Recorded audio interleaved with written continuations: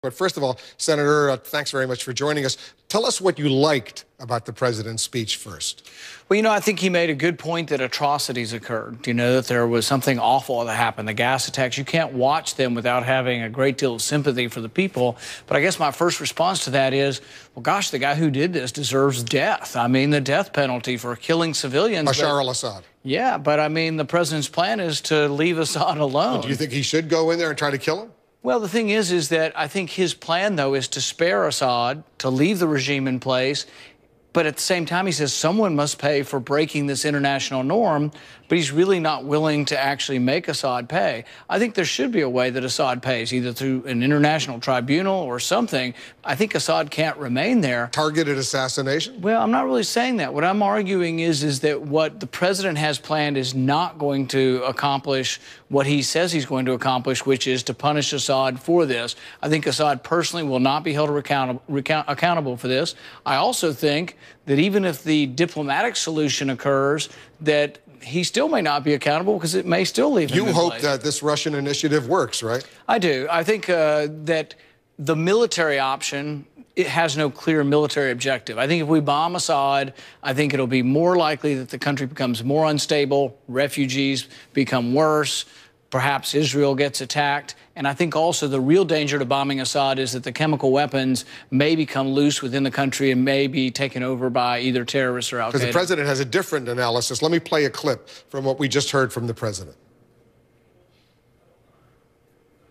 Get involved at all in a place that's so complicated and where, as one person wrote to me, those who come after Assad may be enemies of human rights. It's true that some of Assad's opponents are extremists. But al-Qaeda will only draw strength in a more chaotic Syria if people there see the world doing nothing to prevent innocent civilians from being gassed to death. Go ahead and react. Well, I agree with part of the statement. Al-Qaeda draws strength from chaos.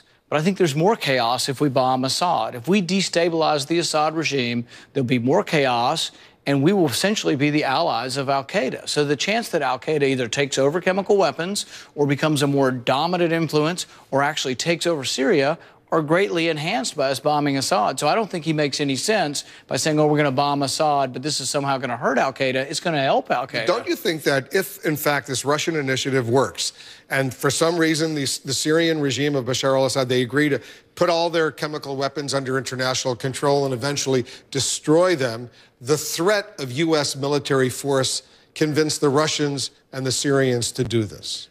Maybe. The alternative explanation is, though, that the people who've been wanting to bomb Assad for the last 3 weeks, we would have never gotten to this possible diplomatic solution. So you welcome the president's decision to go to Congress? Yes, absolutely. That's the constitutional manner. You have to have congressional authority before you go to war, unless we're in imminent danger. Is there any congressional authority, any resolution you could vote for? If American interests are involved, American soldiers, American business, American citizens, a direct threat to an ally, a NATO ally, Israel, all of those things, there's a lot of American interest in the Middle East that I would say would get us involved. A lot of people in Israel, as you know, are nervous right now. They got gas masks. They're worried about what's going on in Syria. But here's my question is, I think they're more at risk if we bomb Assad. Why do you explain that? So far, Assad is not, he's preoccupied in his own country, and he hasn't had a chance to reach out or lash out at other countries. If we bomb him or if we corner him, I think there's more of a chance that he lashes out against Israel. If you were to say, I'm an odds maker, what are the chances that a gas attack is launched on Tel Aviv? If we attack Assad, I think they're greater. If we don't attack Assad, I think they're less. That doesn't mean Assad gets off scot-free. I'm just saying that when we bomb Assad, you're going to create instability in the Middle East. Senator Piers has a question for you. Piers, go ahead.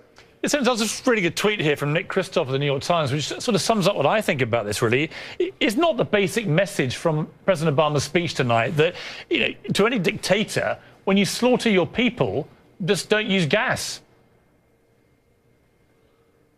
When you slaughter your people, repeat the last part of that? Don't use gas, and then that'll be fine. Isn't that the subliminal message here?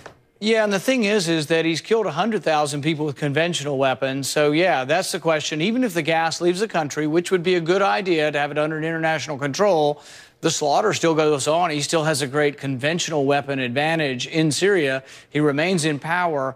My whole point is that the president's moral message about this being a horrific thing, which it is, you still leave the same guy in place.